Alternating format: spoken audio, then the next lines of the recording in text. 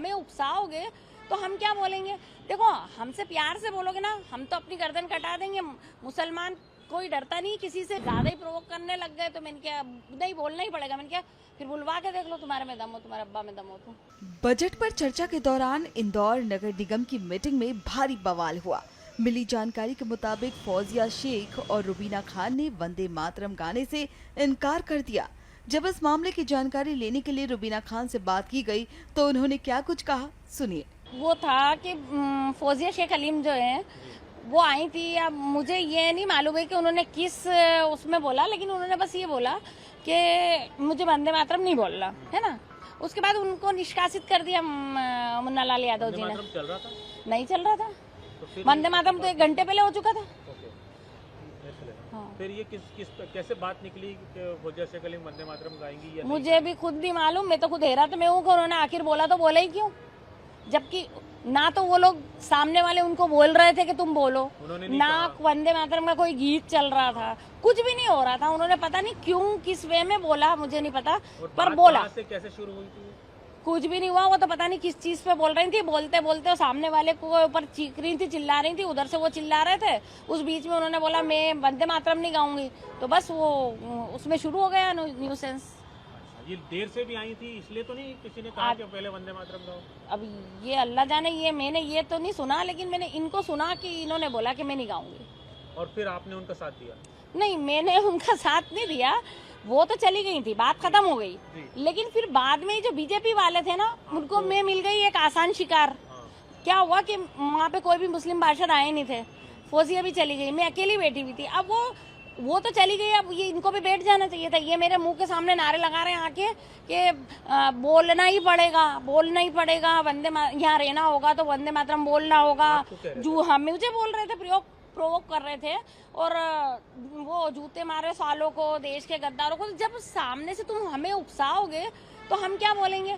देखो, हमसे प्यार से बोलोगे ना, हम तो अपनी गर्दन कटा देंगे। मुसलमान कोई डरता नहीं किसी से, वो तो फौज में भी है और देश की सुरक्षा भी करता है, और हर जगह हर फील्ड में मुसलमान साथ देता है। लेकिन तुम ऐसी दादागिरी करोगे तो फिर हमको तो नहीं बर्दाश्त होती कि तुमको बोलना ही पड़ेगा।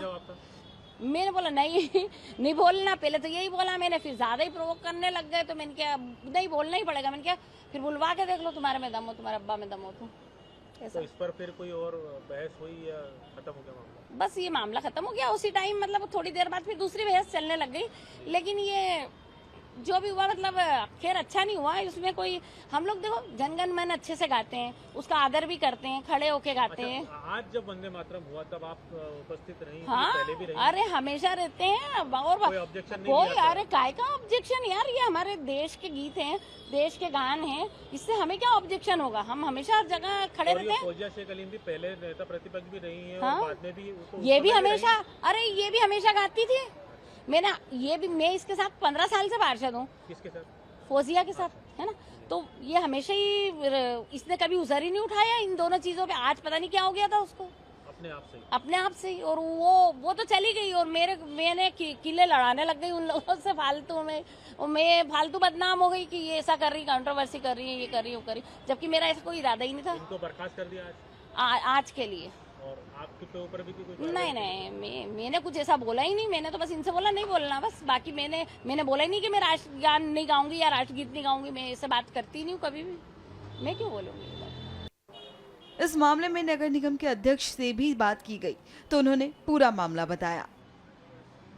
वंदे मातरम पे गीत पे जो 150 साल हो गए, सारे देश में जश्न के रूप में एक मनाया जा रहा है। इस वंदे मातरम का एक वो केंद्र से गाइडलाइन जारी हुई है कि यार ये वंदे मातरम सारे गीत शासकीय कार्यालयों में गाया जाए।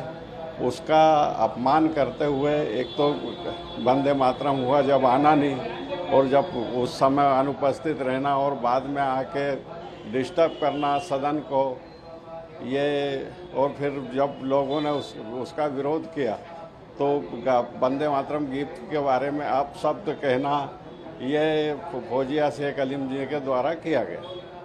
वंदे मातरम के समय उपस्थित थी क्या? वो वंदे मातरम के समय उपस्थित नहीं थी।